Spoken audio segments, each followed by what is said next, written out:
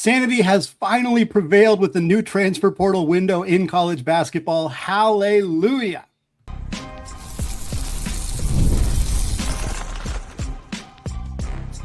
You are Locked On College Basketball, part of the Locked On Podcast Network.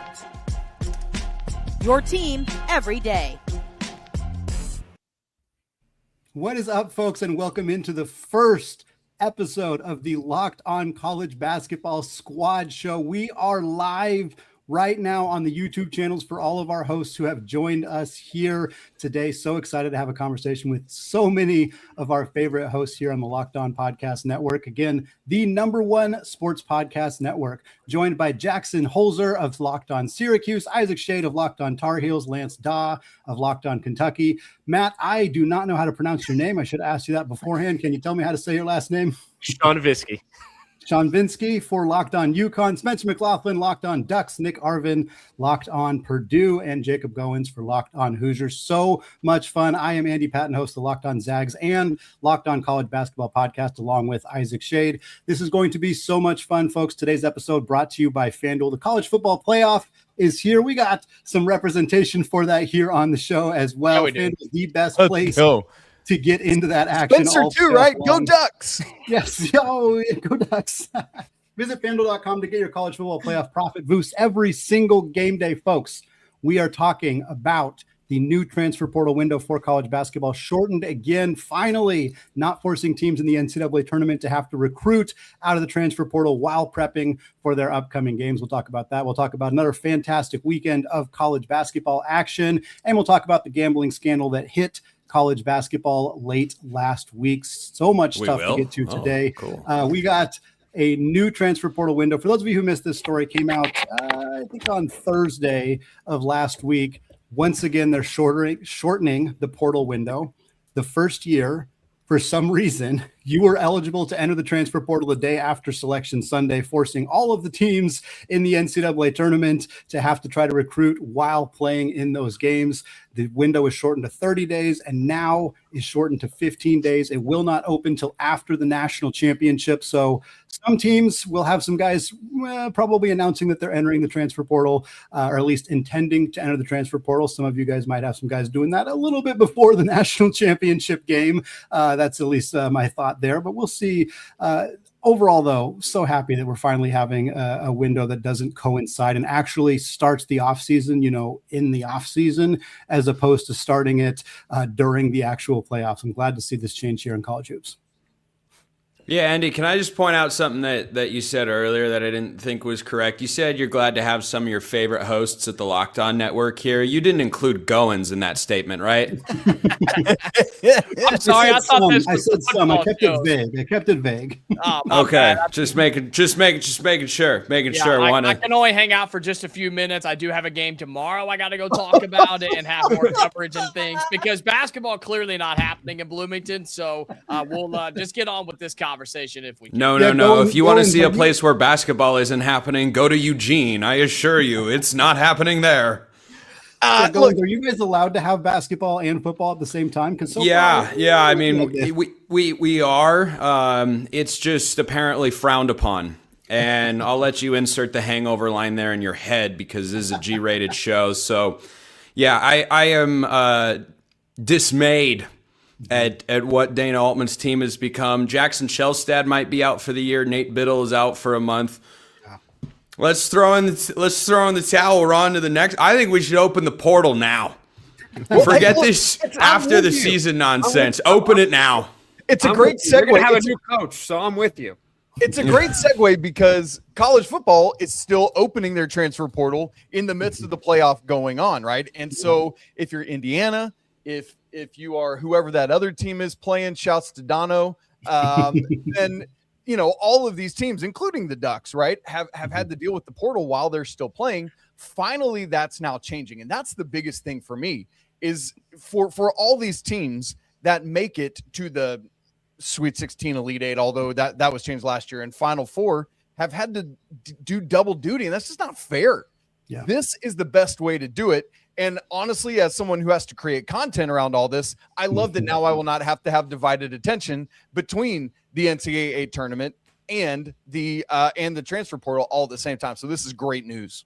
Yeah, it's going to be very fun to see the numerous tweets from Joe Tipton saying so-and-so player is expected to enter the transfer portal like 3 weeks before the transfer portal window opens. It's not like it's really going to change all that much. It's just at least making the actual paperwork deadline a little bit later. But yeah, still a good thing. And they're also changing the deadline on when coaching changes happen. And I think this is a more significant change in the sense that before, when a coach would get fired or would retire or whatever, would leave the program, the portal window would open right away for 30 days. And now those programs are going to get an opportunity to bring a coach in before said players can enter the transfer portal. So you're not going to have John Calipari showing up and saying, hey, I don't have a team. Like, where did my team go? And so that's going to be probably a good thing. There's going to be a certain amount of time that the program has to hire a coach. I think it's 30 days. If they haven't hired a coach by then they're not going to hold the players hostage. They're going to eventually be able to go. But for programs like, I don't know, the one in Eugene or other programs that might be thinking about making a coaching change, maybe that one up in Syracuse. Now we've hit on an interesting discussion that piques my interest. Now there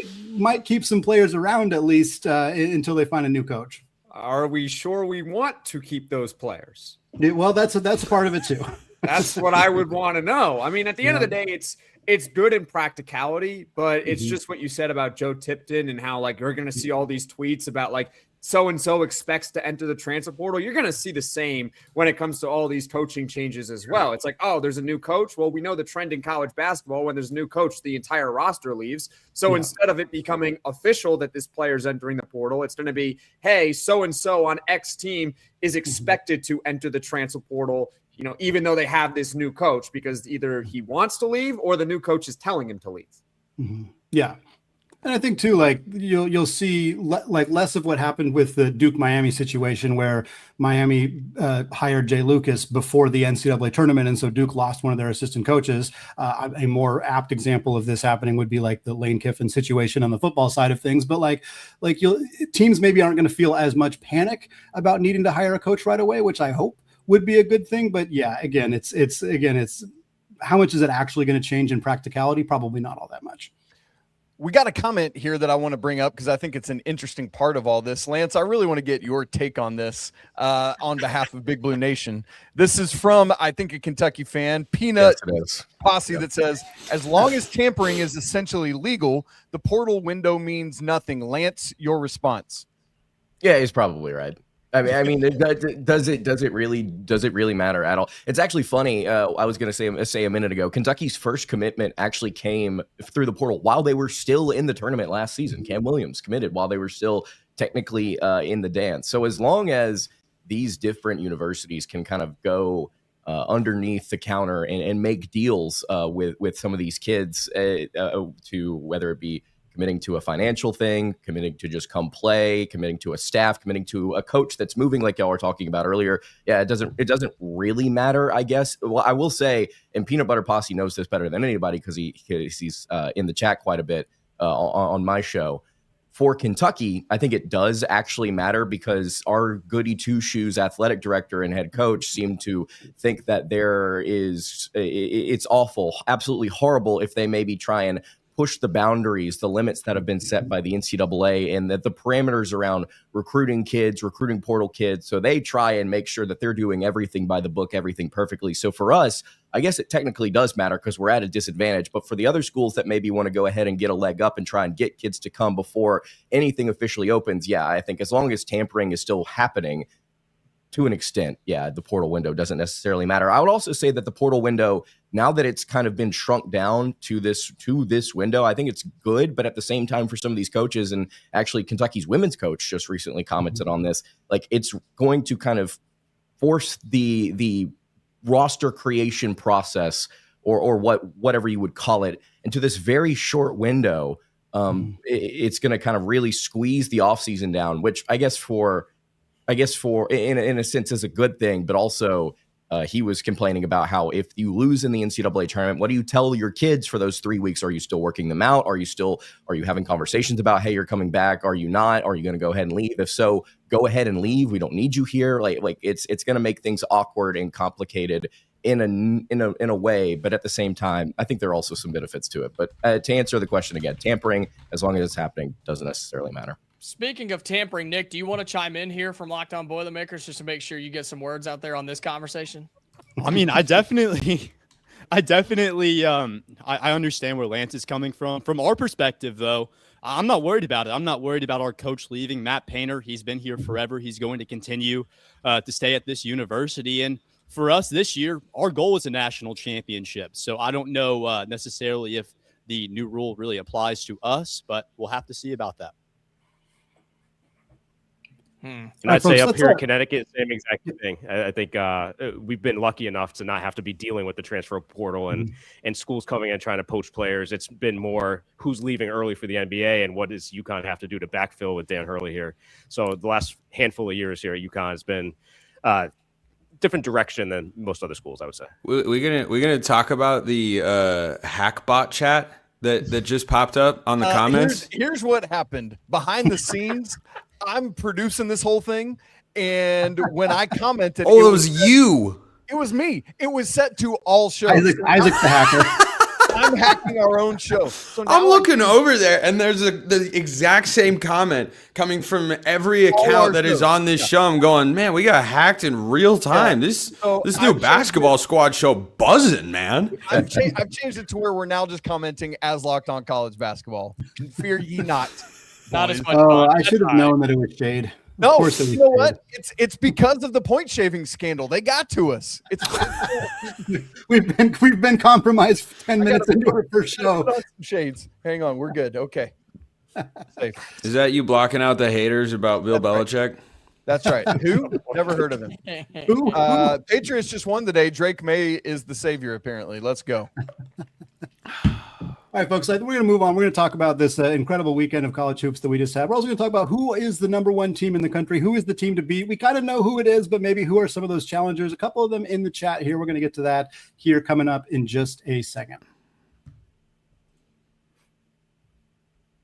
But first, folks, today's episode brought to you by FanDuel. The college football playoff, the championship is here, folks. FanDuel is giving all customers even more ways to get in on the action every game day, because right now the college football playoff, FanDuel users get a profit boost waiting for them in the app. And here's what I love about it. You get to use the profit boost on the bets that you already feel good about. Ride with the favorite when you think the team controls the matchup. Take a shot on the underdog if you feel an upset coming, or build a parlay around the players and moments that you think will decide the game. Then you apply the profit boost and go after even bigger winnings. And when you win, FanDuel pays out instantly, which is perfect for playoff football. We're also talking college hoops national championship odds. Michigan at the top right now at plus 390. We might talk about that here in a second. Arizona is behind them at plus 550. Purdue and Duke are next at plus 1200. And then we got a trio of teams, Florida, UConn, and the Houston Cougars at plus 1400. FanDuel is the best place to get into all of the action all playoff long. So visit FanDuel.com to get your college football playoff profit boosts today. All right, folks, want to thank all of you for making the show your first listen or your first watch of the day here on our inaugural live college basketball squad show. We got a ton of stuff to talk about, an incredible weekend of college basketball games. I want to start talking about what we just mentioned there, the odds here for the national championship, because we're down to just 3 undefeated teams in the sport. One of you don't want to start with Oregon's almost upset of Michigan, and who picks the topics for these shows? They only lost by 10. They were 18.5-point home dogs according to FanDuel, and only lost by 10. Michigan beat Gonzaga by 40, so presumably Oregon must be, without Biddle and Shellstead, must be 30 points better than Gonzaga, which is objectively true. Have you never watched Waylon play basketball? Yeah, we can ignore the fact that Gonzaga beat Oregon on a neutral site, but it must be true. We will. Transitive property must be true. We will absolutely ignore that. And the other 9 or 10 losses Oregon has this year, I'm ignoring all of them. None of that happened. They didn't lose to Rutgers, right? There's no way they lost to Rutgers. No, they wouldn't lose to Rutgers. Leaf, I want to throw it over to you, actually. I want to talk about this Arizona team here because I cannot really believe that they don't have the highest odds to win the national championship. One of 3 undefeated teams in the sport. With respect to the Miami, Ohio Redhawks, and with respect to the Cornhuskers of Nebraska, feels like there's only one of these 3 teams that's truly in that national championship contention. Leaf, can you talk to me about what Arizona can do to truly win this national championship, or maybe where there are some areas of concern for Tommy Lloyd's squad? Well, Arizona's greatest strength, one, is they've built a fantastic resume, and it'll only get stronger in Big 12 play because the top of the Big 12 is the best of any conference. But the real strength that they have is that you can have an All-American in Koa Pete, and he, in my opinion, will be an All-American, score 0 points for a half, and you still score 84 and beat a good UCF team. The game before that, they play ASU, and they have what's considered a subpar game. And Burries, Krivas, and Bradley combined for 20 points when they average together 40, and they still score 89. So they have a strength in numbers, like to copy the Warriors' towels, and they used to wave, and it would drive me crazy as a Jazz fan. And they were just unbelievable 1 through 8. That's what Arizona has. They may not have the best player in the country, but they probably have 2 All-Americans in Bradley and Pete, and then their 1 through 8 is better than any team in the country, and their consistency, according to Evan Mia's stats, as well as just like eye test, they very, like, doesn't matter who produces what, but they repeatedly and reproducibly score between 85 and 95 points and hold you to under 70 to at most like 75. And if you do that, you're going to win. And the other thing is they shoot 60% of their shots from 5 feet away from the hoop. And when they miss, they get 41% of their rebounds. So they just, they get a ton of chances. They get more chances than you. They get better chances than you. And it doesn't matter who scores. They're going to score 85 to 90. Yeah, that's pretty tough to beat. We got a couple teams in here who might be able to contend there with UConn and Purdue. You guys want to chime in? Chime in on where you think your teams might. With apologies to Isaac and Goins and a few others in here. Our teams maybe not looking like Natty national championship contenders, but Purdue especially, but the way they've been playing as of late, you guys have looked pretty good. Braden Smith kind of finally reminding people, hey, remember when I was in the conversation for National Player of the Year? I think I want to be back in that conversation, and he's looked like it the last couple of games. Yeah, one thing I do want to throw out there, because we talk about Michigan, the games that they've played close lately, the scouting in the Big Ten for these conference games has just been off the chain, completely different from non-conference basketball. And Purdue, they've run into that. We kind of thought preseason that this team would be the #1 offense in all of the nation, and so far it has proved to be the case. Braden Smith, he's hard to beat, just broke the all-time leading assist record. He just became, rather, the all-time leading assist record leader in the Big Ten. So that was a huge accomplishment for him. But in terms of the way that this team's been playing lately, after the Iowa State loss, we have bounced back. We've stretched together 7 straight Big Ten wins. But right now, my biggest concern surrounding this team, it's easy to get caught on the seniors. Fletcher Lawyer, Trey Kaufman-Wren, Oscar Clough, who comes over in the portal, and of course, Braden Smith, who is going to be an All-American this year. But the defense has struggled. They have struggled at times this year, giving up 70-plus points to most teams they played in Big Ten play. And then rebounding, which is where I thought Purdue's best area was with TKR and Clough up front.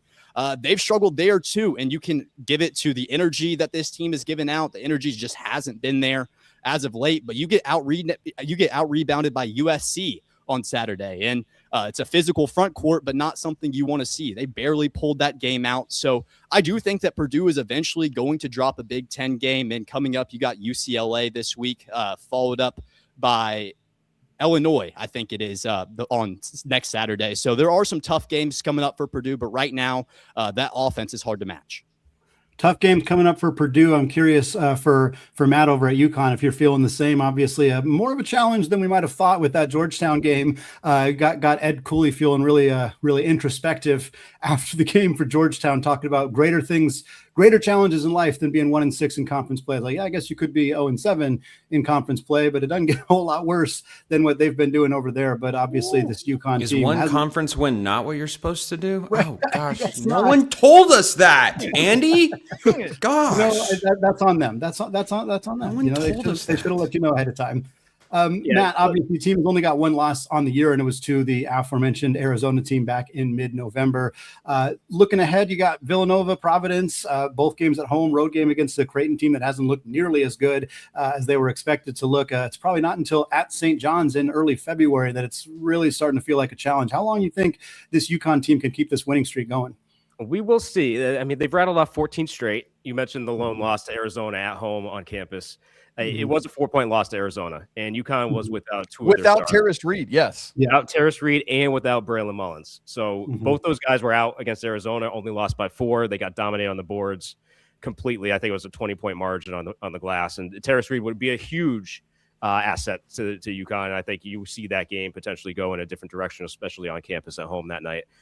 So that could be another matchup we see late March, early April, as we get into the NCAA tournament. But this UConn team, since New Year's Eve, they have not played to their best. They've had these ebbs and flows, even going back 3-4 years ago, even the 2 championship seasons that they had. They have a dip in the middle of the season. And I think this year it speaks to they've been without some guys in and out of the lineup, had to play a freshman at center early on in the season. They're finally starting to learn how to I would say, what the rotation should be, what guys fit into what spot throughout a game.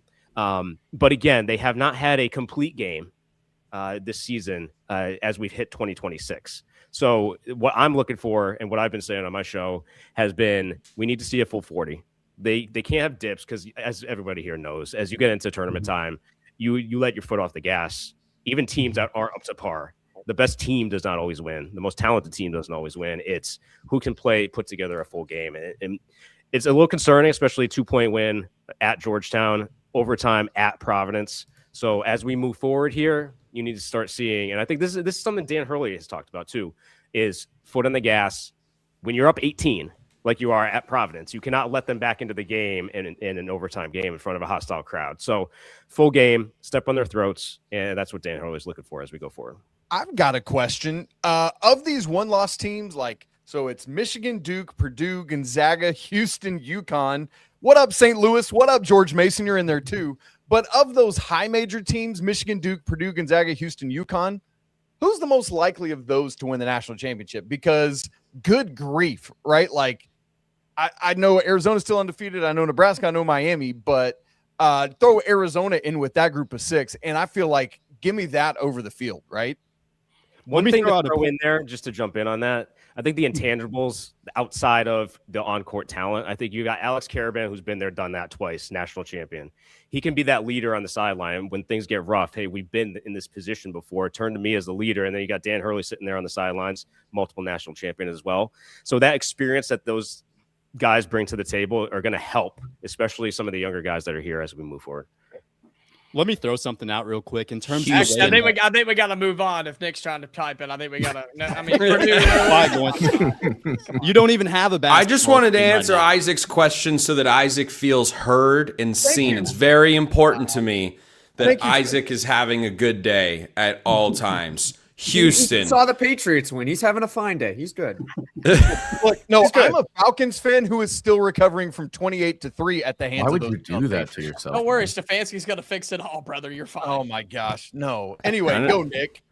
Okay, so my point is for Purdue, against Michigan, if they're able to beat out Michigan for the Big Ten and get that number 1 seed in the Midwest, I think that puts them in a really good spot, because what a lot of people aren't talking about is that has them playing through Chicago. If they make it through Chicago, likely making it to Indianapolis and West Lafayette.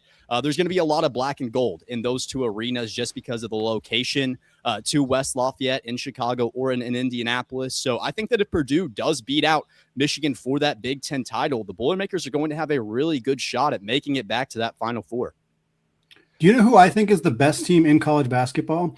It is the Kentucky Wildcats when they're down 15 points. For some reason, when Kentucky has a double-digit deficit, they can turn on the Lance. What on earth is going on with that team's ability? Was it? I watched LSU just completely stumble all over themselves in the final few minutes of that game. I assume similar things happened with Tennessee, but is Mark Pope just asleep in the first half of the game, or what's going on? Well, two things real quick. You talk about Blue getting in whenever we travel to road games. Blue got in the live chat. I'll tell you what, tonight. Blue is in the live chat for sure. I appreciate everybody tuning in. But yes, they just need a little extra motivation, just a little something to light the fire. I have absolutely no idea right now what to make of this team, especially now that Jalen Lowe, starting point guard, out for the season. Jaden Quayton's still out with knee swelling. If I'm his agent, if I'm him, if I'm his family, I'm telling him to sit out the rest of the year. We'll see what happens. But right now they're operating without 2 of their most important pieces, and they've, for 3 straight games, found a way to get down double digits and rally back. Obviously against Mississippi State, a little bit easier against LSU. That's a game that Kentucky probably should not have found a way to win. Against Tennessee, I never wavered in my confidence because I felt that it was a really good matchup for UK. But yeah, I don't know what to make of it. To answer your question, Andy, I don't know what to make of this team without the pieces that should be making it go. In the second half, they're just turning it on, flipping a switch, spacing the ball out, actually knocking down shots from the perimeter.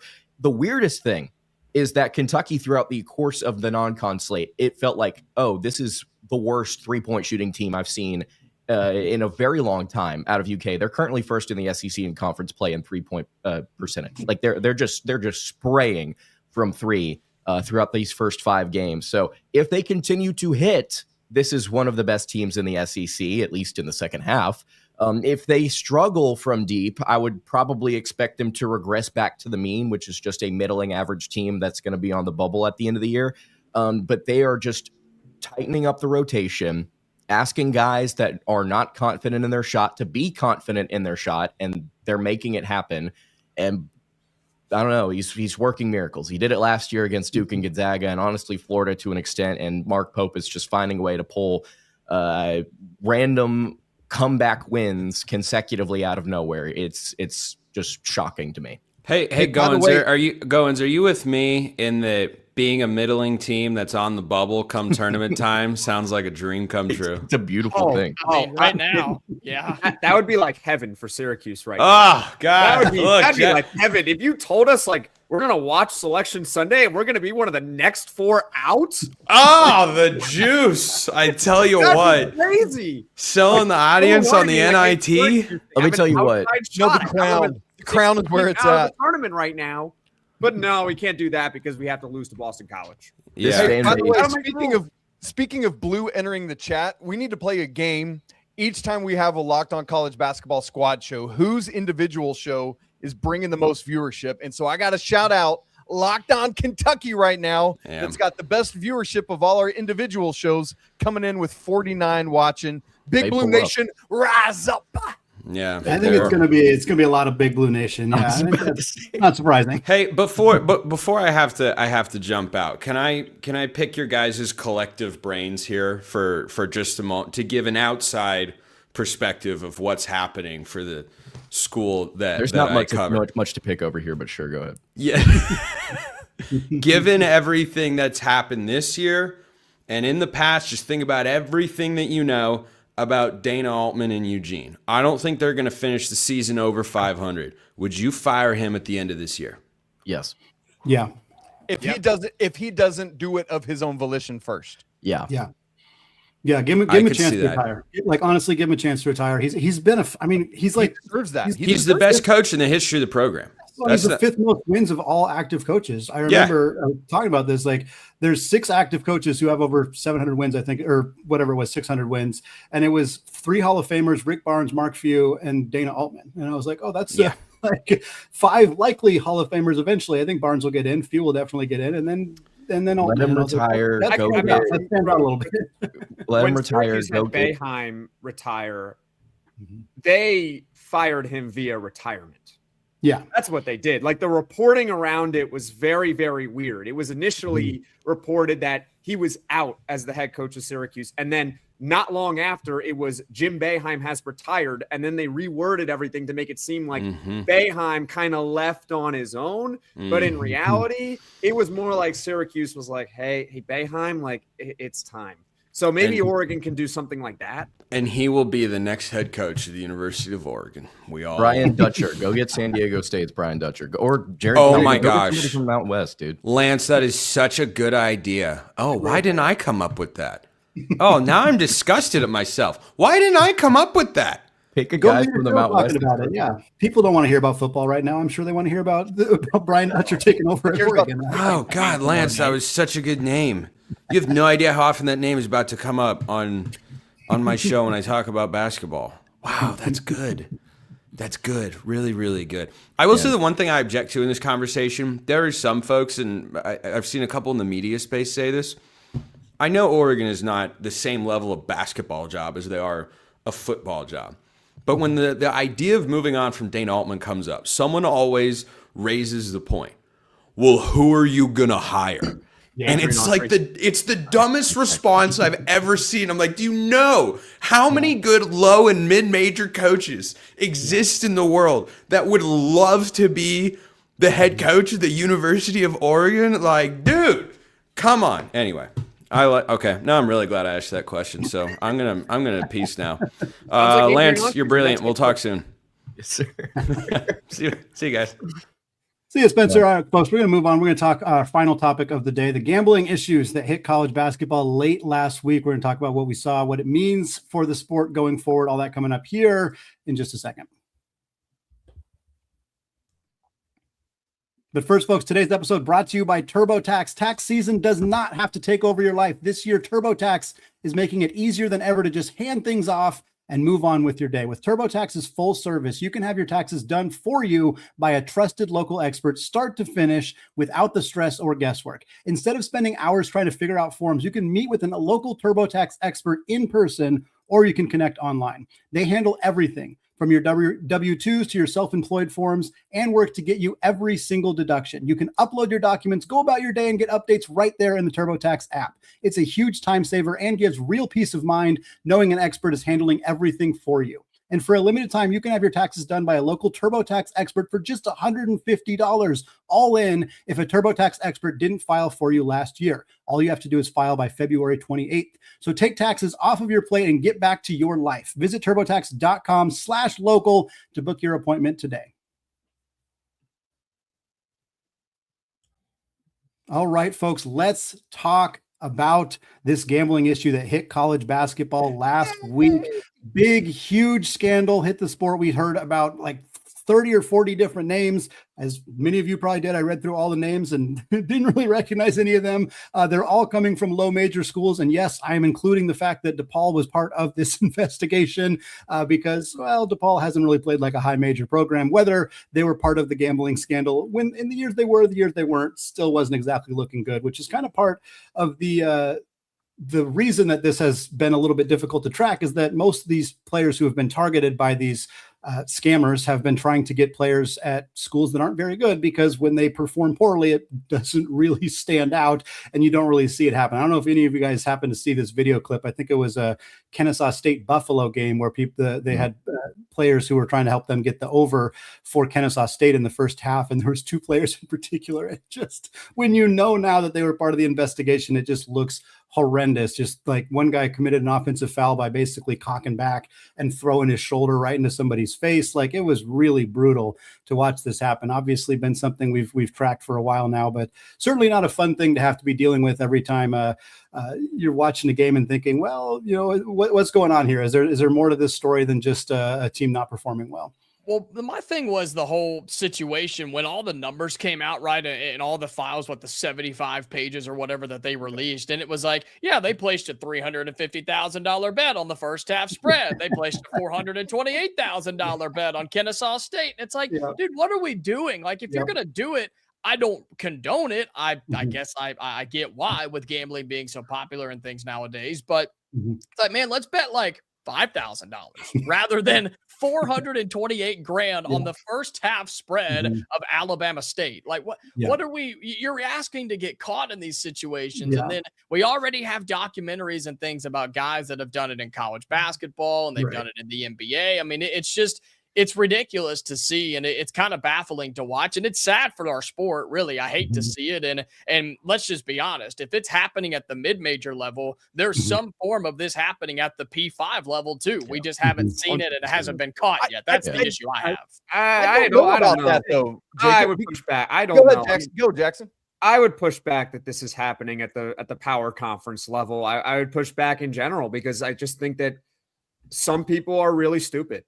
And they make really, really stupid choices. And they decide to do something like this, which could land them in prison for a very long time. So, like, I mean, it's happened before, and it will unfortunately happen again because people are just really stupid and they don't understand that if you're involved with the sport, you can't bet on the sport. It's not that hard to understand. I hope it's not going on. You can't prove it one way or another, but to sit here and be like, well, it's definitely happening. I would push back and say, like, I would hope that there's the players and coaches and managers, they're smart enough to realize how dumb you have to be to actually commit something like this. But the reason go ahead, Matt. Sorry. And you're getting money through NIL now at the P5 level, unlike you are. There you go. In a mid-major. That's it for me. So I think that definitely feeds into the fact that, hey, let's attack the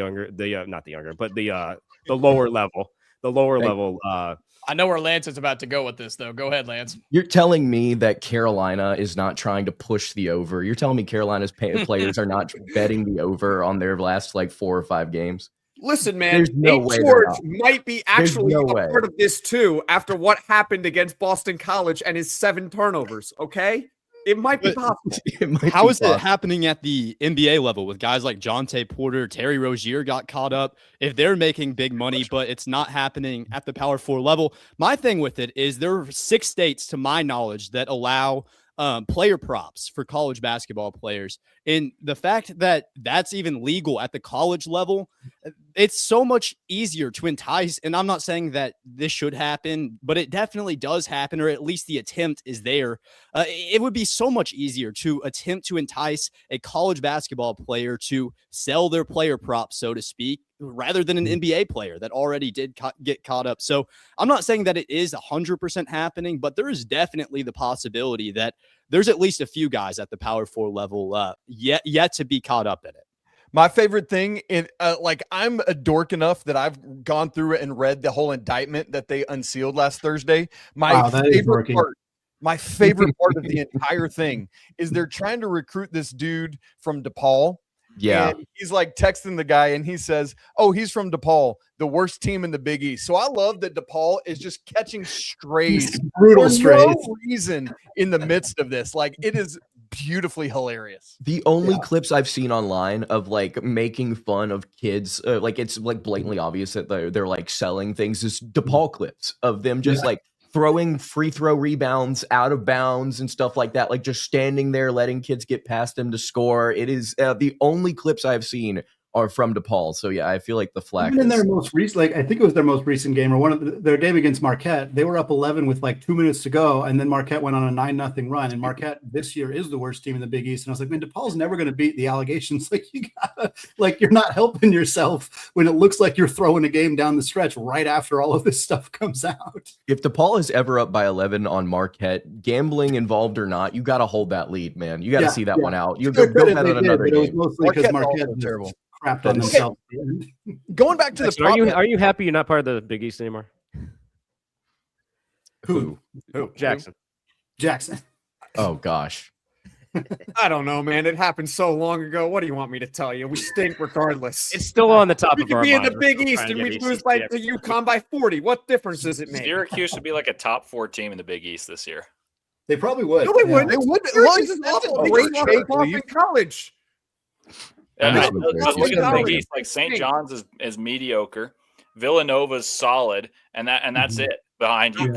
Dude, Indiana will gladly come to the Big East this year. Are you kidding me, dude? Get us out of the Big Ten, man. We can't handle it. And this is for Isaac and Andy, but I said this 1,000 times last year. If Indiana wanted to be a 2-sport factory, they should have taken McCollum. And McCollum, you got bigger fish to fry. You got Signetti, you got a championship, but McCollum just absolutely torched Indiana. When Indiana screwed the pooch by not firing Homie and taking Dusty May when they had the chance. We've talked about that, man. That was the biggest miss there. Yep. Let Mike Woodson hang around. Mike Woodson.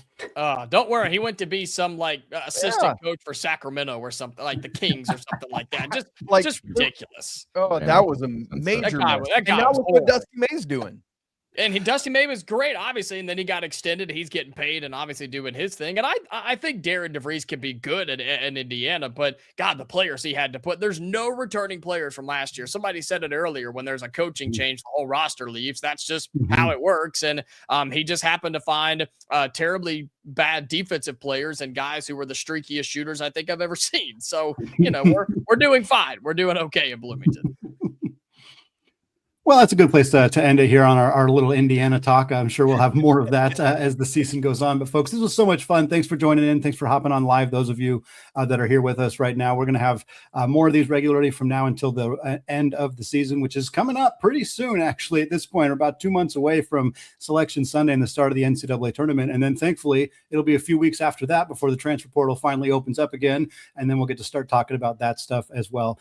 Folks, thanks for joining us again. We'll be doing this here once a week. Thanks to all the hosts who hopped on as well. Really appreciate having you all here. And until next time, from Isaac and myself and everybody else here on the Locked On College Basketball Squad show, peace out.